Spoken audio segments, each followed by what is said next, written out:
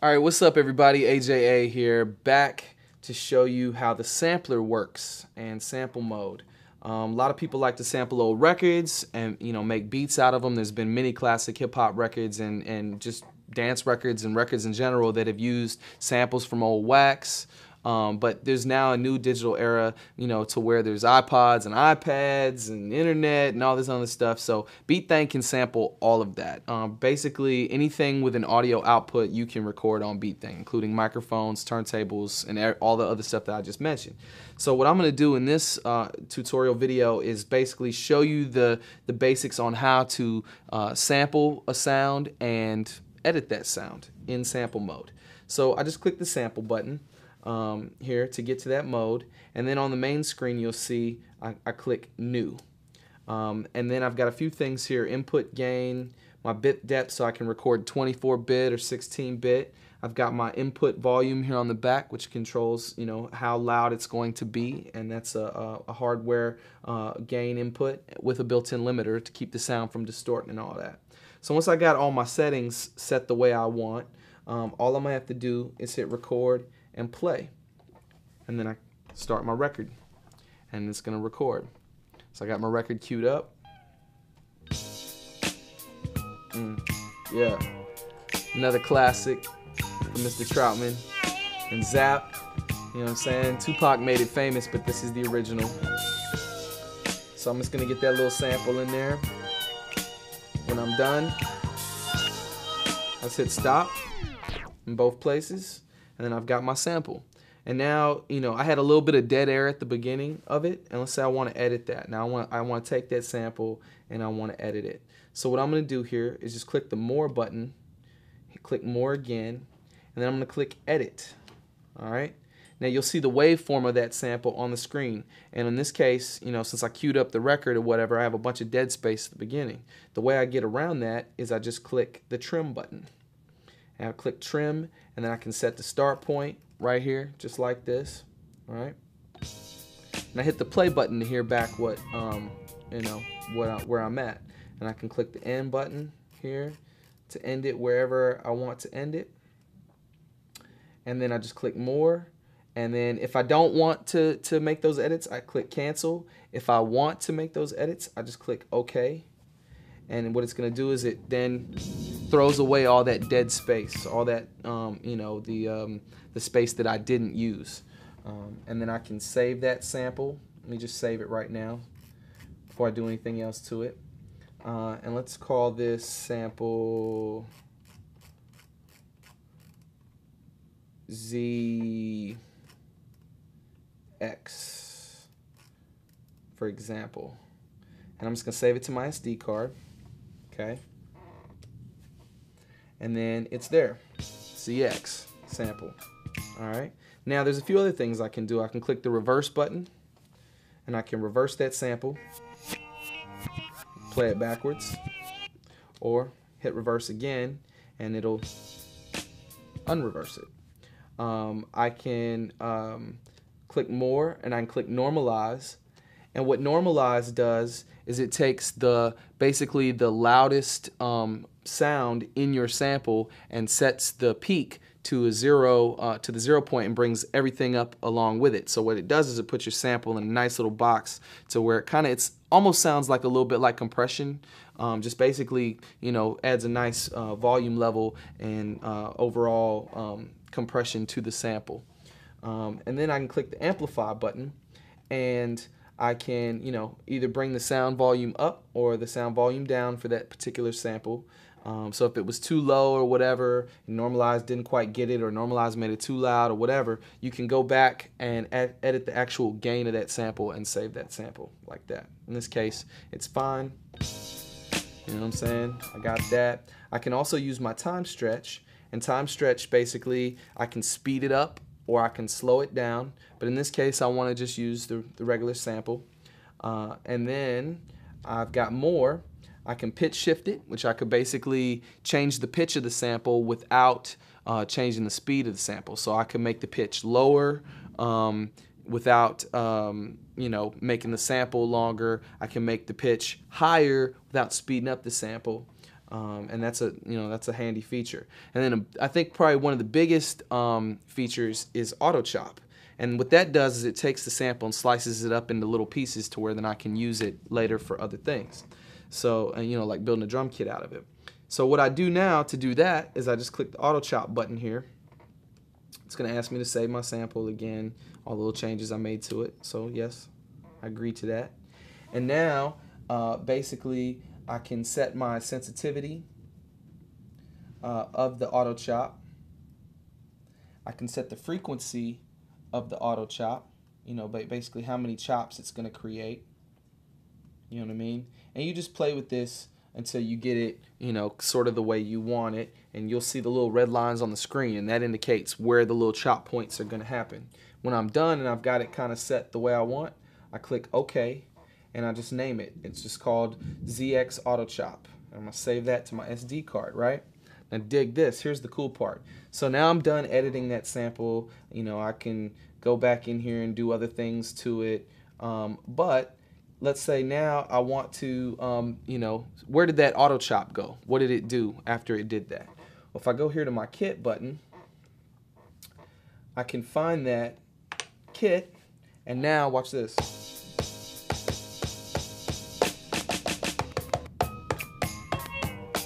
All my chop points are right there, already laid out for me in the kit. Let me turn it up a little bit so I can hear what I'm doing here. Now,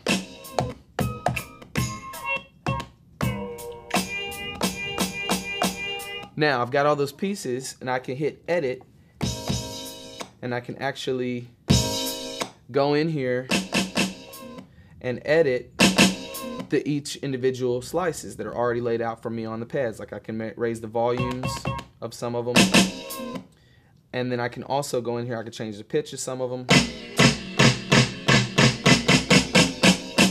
just like that.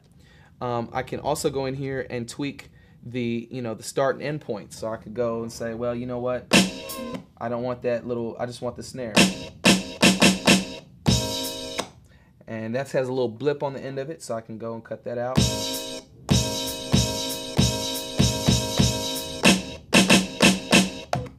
And I can edit all the little pieces individually.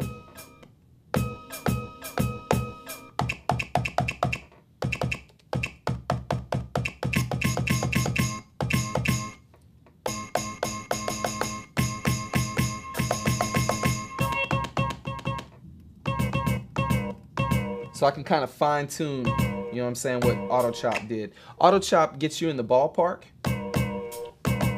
but then you can go back in and still move the start and end points, you know, however you want.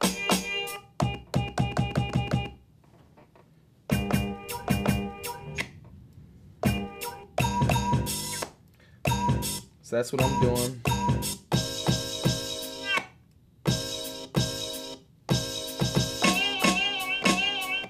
This is gonna be dope. Watch what I do with this.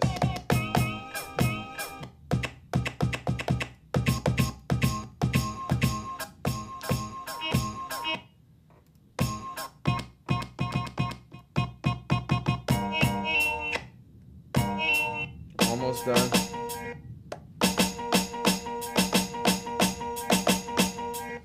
Now, another cool feature in kit mode here is the ability to move everything up at one time, and that's a little tip that I'll show you right quick because it doesn't take long. So basically, if I hold down the kit button and then move the volume, it brings all the volumes of everything up in that particular bank. I can do that again here, move it up.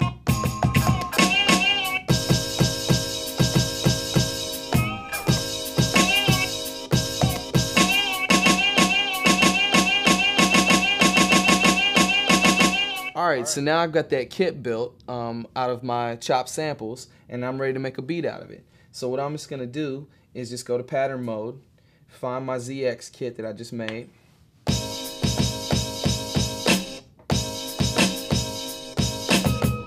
and then I can actually make you know, a beat out of it.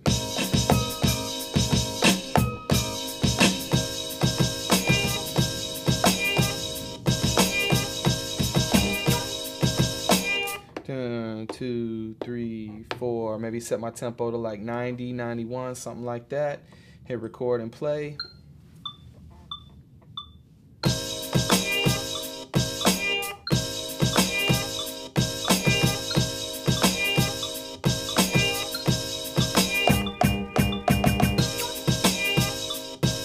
If I get a little bit off time, Quantize will put me on.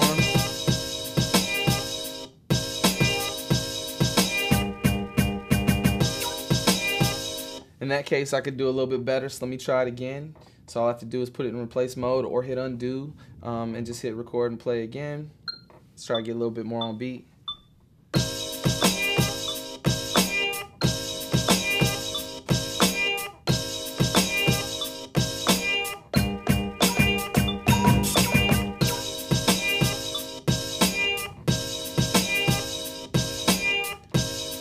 Maybe put a little swing to it.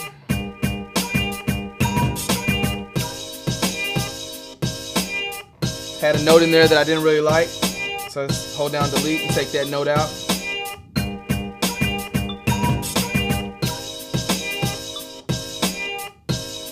Take those notes out.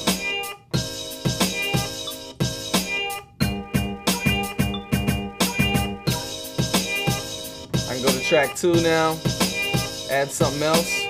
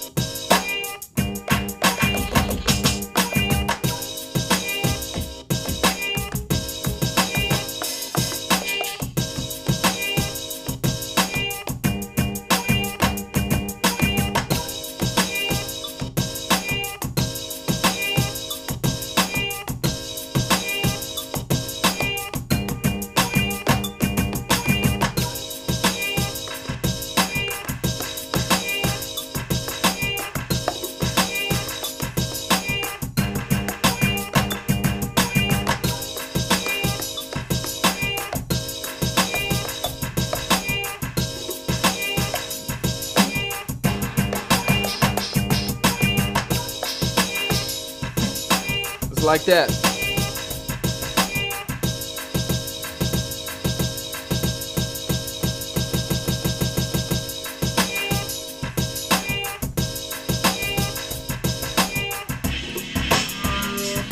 You can drop the pitch of it.